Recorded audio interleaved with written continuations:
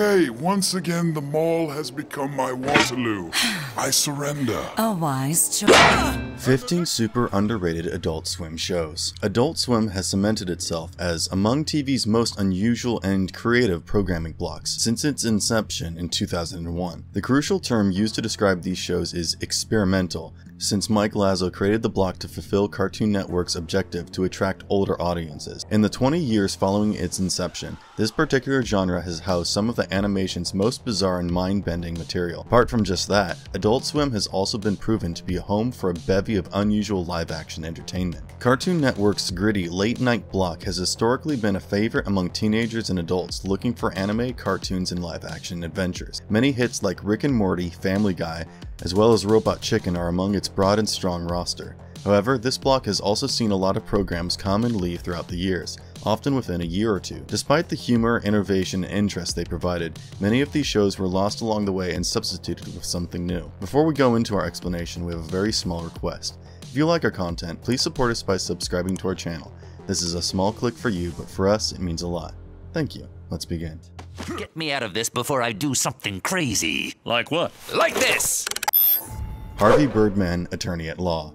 Harvey Birdman, Attorney at Law was a signature show that helped Adult Swim develop its alternative identity during its early years. Space Ghost, Coast to Coast, Harvey Birdman, and Sealab, 2021, all resurrected old cartoon concepts that were lying around gathering dust, and gave them a fresh coat of paint. Harvey Birdman, Attorney at Law finished 15 years ago in 2007, and Adult Swim has grown a lot more ambitious in that time. This brilliant animated comedy centers around a legal firm named 7 & 7, and in particular the antics of a man named Harvey T. Birdman, who is regarded to be a third-rate attorney who accepts cases that no one else wants. Birdman, who is a former from the Hanna-Barbera animations Birdman and the Galaxy Trio, teams up with other Hanna-Barbera animation stars from the 60s and 70s, and many of his adversaries from Galaxy Trio also feature in the show as lawyers and are frequently seen as attorneys who represent the opposing position of a specific case. Harvey Birdman, Attorney at Law is undoubtedly one of the finest Adult Swim programs ever created. In the most surprising and unforeseen manner, the program takes an adult perspective on the Hanna-Barbera characters.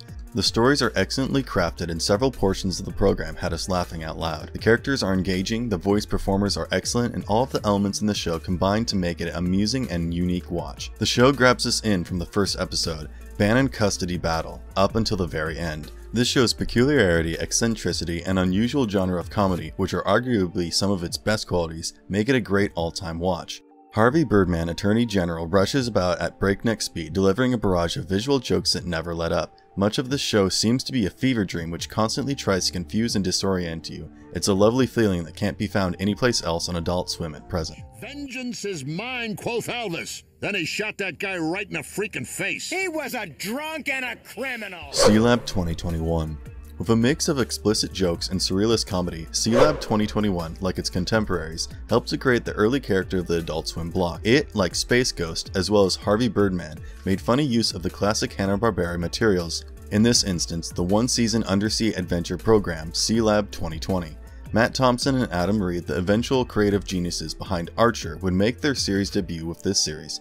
In many respects, Sealab 2021 represents the birth of the duo's signature style of snappy, self-aware dialogue laced with surrealist comedy. If you like Archer, you should certainly check out this show to discover where the creators originally made their impact in the field of animation. Sealab 2021 is a drama about an often doomed underwater colony and its inhabitants who despise one another. The multinational scientific outpost Sealab is manned by a motley team of misfits and screw-ups who are unsuitable for employment in the commercial sector. They don't do any research and instead waste their days squabbling amongst themselves or simply having a bit of fun. The crew has twisted its unlucky captain, Captain Murphy, into a compliance and are happy to work for the government, raking in huge hazardous duty salaries. Though it may appear dated now, this Adult Swim classic was ahead of the times with its adult comedy and surreal goofiness. It's Quinn's ass, and then beat it. We're supposed to be looking for a thief. Sealab's penchant for prioritizing funny babbling above visual flair helped lay the groundwork for many adult comedies to follow. Sealab demonstrated how substance trumps aesthetics by using repurposed footage from an unknown Hanna-Barbera show from the 1970s. What makes this show so fantastic is that the segments are not structured in any way. Anything that may happen usually does happen, whether the crew members are hitting each other with sticks, the captain is giving his gremlin-esque pet gloopy whiskey, which causes it to reproduce, or Sealab is attacked by the Bizarro crew. Adult cartoons don't get much better than this. Betty Bug Lady already taken? Frisky Dingo.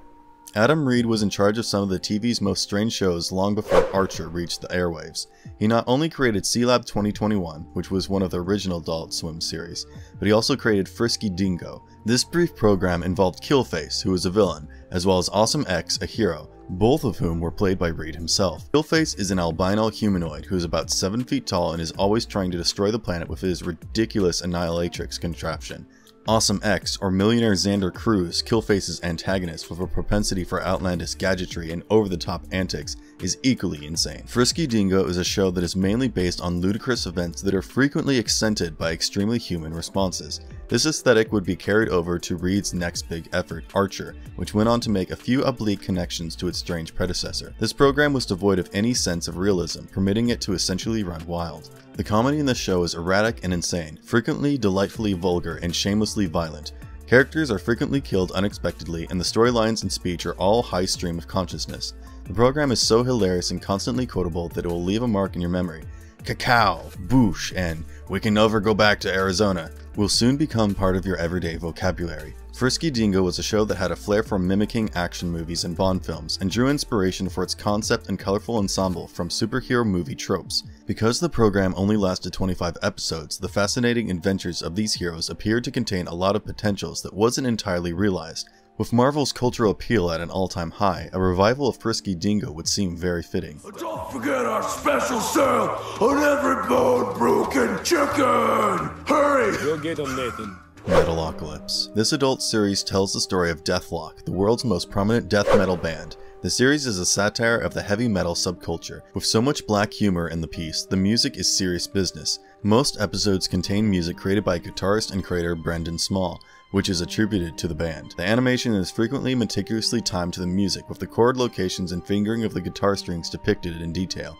It aired 61 episodes and one special throughout its tenure. Adult Swim, the original network, aired 4 seasons. Death Clock Metalocalypse was the original title of the series. Because the moniker Death Clock was already taken, it was renamed to Deathlock Metalocalypse. To avoid ambiguity, the title was reduced to Metalocalypse. The loud, ostensibly serious style of heavy metal appears to be ripe for satire.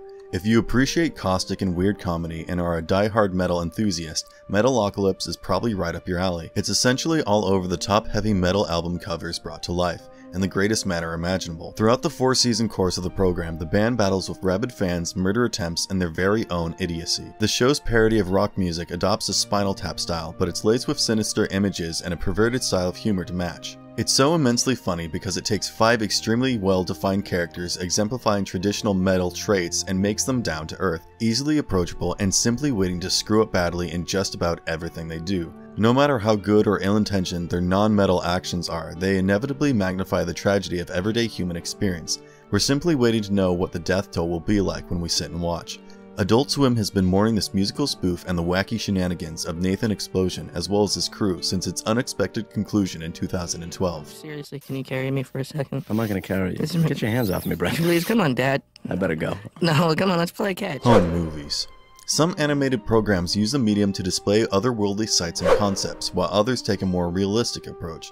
The late 90s, early 2000s cartoon series Home Movies, produced by Brendan Small with Lauren Bouchard, was one that embraced the latter. Don't live like me. Right. Alright, now you go out there and play great. The sitcom is unusual in that it features Brendan, a latchkey youngster with divorced parents named after co-creator. Brendan aspires to be a filmmaker, a desire he pursues with tenacity alongside his buddies Melissa and Jason. Brendan is guided along the way by his busy single mom Paula, as well as his alcoholic football coach John McGurk. Though it does not quite hold the power of animated comedies like Family Guy and Rick and Morty, this minimal comedy provides plenty of amusing and endearing scenes throughout the duration of its early 2000s run.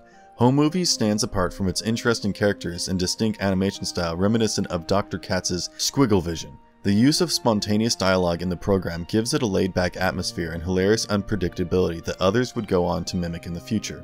Brendan, Melissa, what are you doing? Nothing. Listen up, right? Yeah, what do you think we're doing? We're talking. Hey, Brendan, you watch your mouth. Given the popularity of series like Bob's Burgers, which was developed by Home Movies creator Lauren Bouchard, this show appears to be ripe for a revival. The program is an appreciation of childhood's seemingly boundless potential. It's a small treasure that demonstrates that simple is best. Among the slapstick, yelling, and wonderfully basic two-dimensional characters lies a play on morality and a well-formed character comedy. A work of honesty, gently hilarious, clever, and completely rewarding, this program is well worth the time it will take to develop an appreciation for.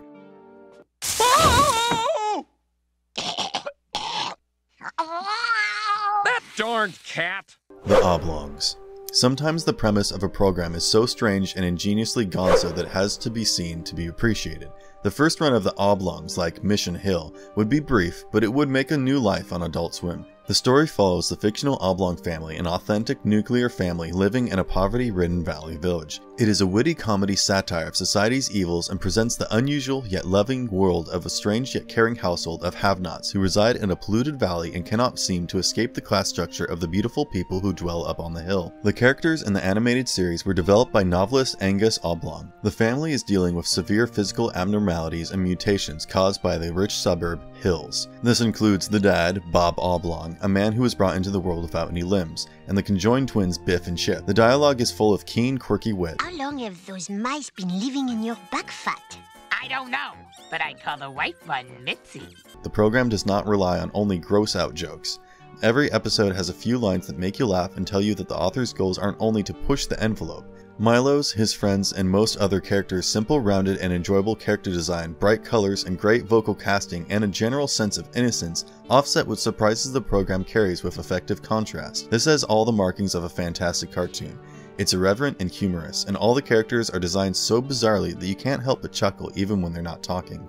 Underneath their veil of coarse but often extremely witty humor, the program manages to depict a wide variety of human emotions. If taken literally, some may find the show to be wildly unpleasant. It takes some getting used to the Oblongs, but once you do, you can embrace it for its humor. I got another routine to try on you guys, okay? Brak, this has been going on for weeks. I can't take it anymore. The Brak Show. Adult Swim's business model has always been to show entertainment that walks a fine line between innovation and outright lunacy. This has been the case from the network's inception, including the popular Space Ghost Coast to Coast, as well as its several spin-offs. The Brak Show, dubbed after Brak, a reoccurring protagonist from Space Ghost, played by Andy Merrill, was one of these spin-offs. The series, like its forerunner Space Ghost Coast to Coast, was a late-night foray into surreal humor presented by Hanna-Barbera-style visuals. Unlike Space Ghost Coast to Coast, which has a surreal discussion show, this show positioned itself as a strange variation of a suburban sitcom. This premise, like Aqua Teen Hunger Force, would rapidly fade into the background in favor of more genre-breeding stories. Brak, the oblivious space pirate who is also part of a Space Ghost cartoons, stars in the program. He goes through all of the classic comedy scenarios with his pal Zorak. Brak's parents, brother Sisto, and next-door neighbor Thundercleese are also along for the ride. Although not every joke succeeds in making us laugh, this is a pretty funny, surreal spin on every horrible Leave It to Beaver style family TV sitcom. It's a tremendous jump from season 1, which was entertaining and unusual, to season 2 and 3, which reached nearly Monty Python levels of utter senseless, hysterically comic craziness. Throwing aside any attempt at making logic and letting all the rules be broken, results in something that could have been created if Dolly and Buñuel had collaborated on a cartoon as adolescents.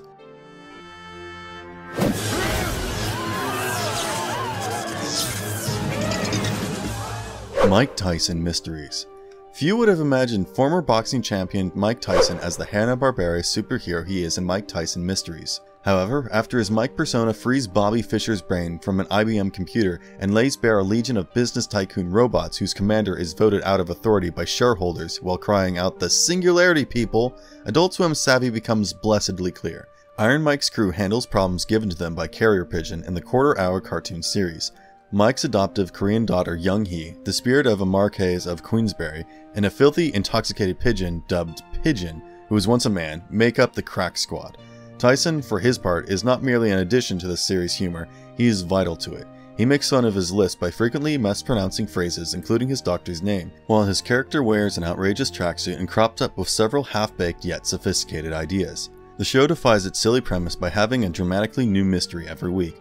Although the program is not about the amazing storyline or brilliant storytelling, the authors appear to make an effort to not make the series monotonous from week to week. One episode may be set in space while the next might be about monsters or something equally ludicrous. The program never loses sight of the fact that it is a cartoon for adults who don't mind childish, immature, or odd comedy. Mike Tyson himself is the biggest surprise in Mike Tyson Mysteries. Tyson is definitely in on the fun and appears to have no limits on what the elements of his lifestyle he will poke fun at. Tyson is definitely evolved in on the content, and his comedic timing is substantially superior to what one might expect. As amusing as Tyson is in his role, he pales in comparison to Norm Macdonald's pigeon, an alcoholic, vulgar, sardonic pigeon who lives with Tyson.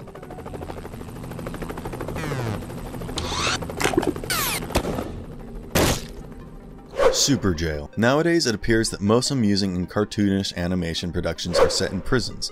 There's Yusivich, a Japanese CG series, and now Superjail, which is an Adult Swim original. The series idea is straightforward. Superjail is a high-security prison complex controlled by a deranged Willy Wonka-style warden trying to master the art of incarceration. He is assisted by a tomboyish guard named Alice, a drunken accountant named Jared, and a punitive robot named Jailbot. Anything goes beyond this basic setup. It's a stream of consciousness free-for-all that's exhilarating, inventive, yet also sure to offend. Superjail has a degree of cartoon vileness that would make even Basil Wolverton squirm. Mike Judge, Alternative Comics, Yellow Submarine, and Wes Archer's iconic short for Jack, Mac, and Rad Boy are thrown in there in bits and pieces. The end result is grungy and raw, genuine cartoons by real cartoonists, free of the on-model fuss and overcautiousness that plagues the majority of today's TV animation. Superjail is possibly one of the few rare works of animation that renews our trust in the mainstream animation industry. At first sight, it appears to be an odd contender for the greatness. After all, it is a flash animated program for Cartoon Network's Adult Swim. Superjail, even then, manages to exceed all expectations for both Flash as well as Adult Swim. Far from the average Adult Swim genre of characters flapping their lips, this show exploits the fact that it's animated, loading up every scene with outrageous visual gags, incredible funny drawings, frenzied animation, bright colors, and enough wanton cartoon thuggery to fill a million Popeye shorts. The episode also disproves the myth that Adult Swim productions are badly animated due to their low budgets. It's great to see a program that puts its resources back onto the screen and provides fans with high-quality entertainment.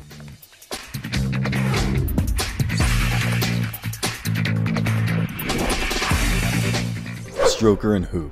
William Street started to branch out with some really original material after developing a multitude of amazing new series from their adult-rated animation block Adult Swim. Stroker and Hoop stood out from the rest of the Adult Swim material at the time, but it was discontinued after one season. The program was a buddy cop spoof in the style of Starsky and Hutch, with a splash of Knight Rider and a sprinkle of Burt Reynolds thrown in for good measure. John Strokemeyer, as well as Hoop Schwartz, were unskilled private investigators who took cases from people who couldn't afford better services. CARR, CAR, a sentient model after the KITT, KIT, assisted them in solving their cases. Double Wide, an oddball mechanic, and a coroner named Coroner Rick rounded out the cast. Unfortunately, the program only lasted 13 episodes, with not a single flop among them. In their quest for justice, the team frequently caused a slew of collateral damage. Finally, someone attempted to go after them for retribution. Unfortunately, the program was not renewed, therefore it ended on a cliffhanger. Like to party? Yes, we do. Oh my god! He's gonna bring the vanilla stoli! Ah! This is a fantastic program to unwind and enjoy. All of the show's characters are enjoyable since they add fresh components to each other and it's a great mix. The stories are unique and will keep you interested. It's a fantastic cartoon with endearing characters, combining a creative use of pop culture allusions, satire, and a dark humor with distinctive independent animation design, professional level voice acting, and wit that stands apart from pop culture satire. Stroker and Hoop presents fans of Adult Swim's adult cartoon block with a brilliant, humorous, and innovative series that would have been a considerably better choice to keep on air for a few more seasons. My name is Tom Peters, and I'm full of ideas. Community spirit. Hi, how are you? Shopping. Tom Goes to the Mayor. Tim Heidecker as well as Eric Wareheim, two of contemporary comedy's most prominent personalities, would use Tom Goes to Mayor as a creative springboard. As Heidecker stated in an interview with The People, the series began as a crude online comic on the duo's site and caught an interest of Bob Odenkirk. Odenkirk sensed potential in their webtoon and decided to join as a producer to get Adult Swim to notice it. Have you ever had soda? Your head looks weird. I live in a house with a back door and a front. The show revolves around the titular Tom, portrayed by Heidecker, who presents different proposals to the mayor, who is played by Wareheim. Most of the time, the mayor will take the concept in his own troublesome route, resulting in non-stop madcap mayhem. It's an odd program that combines live action, animation, and photography in a highly artistic style, and at moments it appears on the verge of developing into sketch comedy. It manages to be both conventional and freeform at the same time, which demands some explanation. Tom Goes to the Mayor features a straightforward aesthetic, with flat white and blue cutouts of characters glued over full color backdrops. The additional features show that simplicity is deceptive. A lot of effort went into making the appearance of each frame just perfect. The fact that the animations are sparse does not imply that it needs less effort, because anything that is present has to explain itself more than in other programs where everybody's moving, all the while, and the motion is passively absorbed by the viewer. The program, like the duo's later ventures, was divisive, with equal parts ardent followers and critics. However, there's no disputing that the program helped launch their incredibly successful and still endearing careers in entertainment. If you enjoy Tim and Eric's style of wit, watch this program to discover where it all began.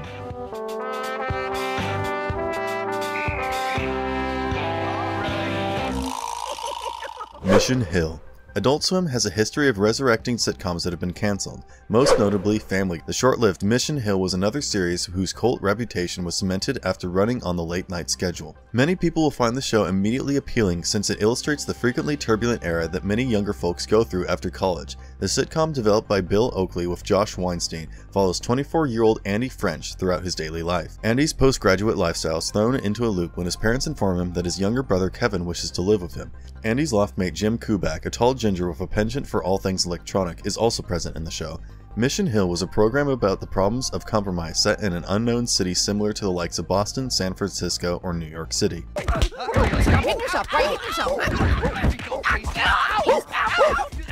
The sitcom was called the hipster version of the show The Simpsons by The Brak, which is a reasonable judgment given that Oakley and Weinstein were both previous writers for The Simpsons. It would also receive a lot of attention for being among the first network series to depict a gay mid-age couple kissing on screen.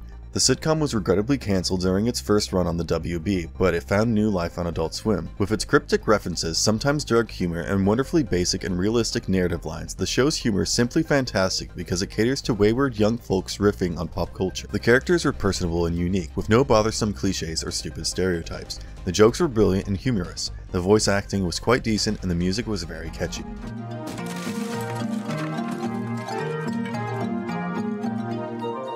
Moral Orel. Moral Orel is a creation of Dino Stamatopoulos, who has previously written and acted in a variety of TV projects and subsequently appeared as Starburns on the show Community. The program Moral Orel is Stamatopoulos' tribute to 1950s comedies, which frequently preach and excessively idolize wholesome family virtues. The show centers on a 12-year-old boy, Orel Puppington, whose devotion to conservation Christian principles frequently causes conflict for people around him. Orel spends most of his time in the fictitious town of Moralton, accompanied by his always chaotic family and a cast of fascinating individuals. This parody of the claymation program Davy and Goliath reinforced the premise that satire frequently makes for the finest entertainment. Bagaloma Kia! That doesn't sound very Protestant, Orel. With its twisted, edgy comedy hidden under a sweet, innocent veneer, the program borrows a page from South Park's playbook. Moral Orel thrives at mocking conventional American ideals, religious extremists, and social conventions. Moral Orel immediately sticks out among the other Adult Swim programs, owing to its usage of stop-motion graphics. The animation style of the program has been extensively likened to Davy and Goliath, despite Stamatopoulos telling Vice that the two had little in common. Throughout its 4 seasons, the show evolves from a sarcastic satire to an astonishingly depressing viewing experience. The internal workings of many characters are seen in a very dark light, resulting in a succession of disturbing revelations. This storytelling method made the show's production stressful. Stamatopoulos said to the TV Squad that 3 of the first season's episodes were momentarily postponed due to the network standards and regulations. Check out Moral Orel if you're looking for something really unique and unashamedly dismal. Moral Orel merited more time in the spotlight than the few years it had, given its distinct aesthetic appeal and sophisticated humor. I'm going to sleep with your wife! That's what she said. I don't get it. She did. Minoriteam. This colorful, action-packed animation lasted for 1 year and 19 episodes. Minoriteam, even despite this, created an impact with a cast of unique, distinctive characters, engaging in varied pranks. Minoriteam aired on Cartoon Network's late-night Adult Swim lineup in March 2006. It's a geeky invention of the bi-coastal trio of accomplished artistic misfits who share a passion for the 1960s and 1970s era Marvel superhero comics. Girardi, James, and P were all aware that they would face criticism for the media and audiences for the controversial material of Minoriteam, but they emphasized from the beginning to the very end that they were never requested to scale back or censor any of the material by Adult Swim's executives. The program was created to shock viewers with a heavy mix of crude imagery and insightful racial criticism, liberally peppered with the hilarious and ludicrous story twists that Adult Swim followers have come to enjoy. On one end of the range comes Aaron Magruder's Boondocks with its vibrant animation, political complexity, and dark cynicism. On the other end is the immensely popular Aqua Team Hunger Force, which features a talkative wad of meat. The entire program is a mix of a tribute to comic book legend Jack Kirby and Dave Chappelle's humor, daring to go where other shows would not. Even if you do not really understand some of the humor, if you have an open mind, you'll likely find yourself chuckling more frequently than not. The program satirizes Marvel-style superhero adventures, but its cast of characters is based on obvious racial and ethnic prejudices. Minoriteam would make an awesome comeback with its exciting, inventive idea, social satire, and daring sense of humor. It would almost certainly appeal to some of the thousands of Marvel as well as DC fans searching for a lighter perspective on their beloved franchises. Adult Swim, which debuted in 2001 as just a late-night spin-off of Cartoon Network, has flourished by providing outlandish, off-color, and just downright odd programming. The quirky, seemingly specialized programs in which it excels appear to attract considerably fewer people than the more popular comedy or perhaps Seth Meyers or even Jon Stewart, at least on paper. Adult Swim appears to flourish because its fans know that they can rely on it to delight them and provide them with something new and intriguing. Creators that have worked with the channel, like Rick and Morty's Dan Harmon, also praise the network's creative flexibility and amount of support. Similarly, Adult Swim trusts its audience to discover their programs without the help of multi-million-dollar marketing initiatives, which gives the shows their much-needed creative freedom and helps them stand out from the rest. And if you liked our content, don't forget to leave a like and subscribe to us if you haven't already. Have a good one and be safe. Thanks everyone. You got it. Thanks, bro. You're the best. How about some last minute sex, baby? Ah!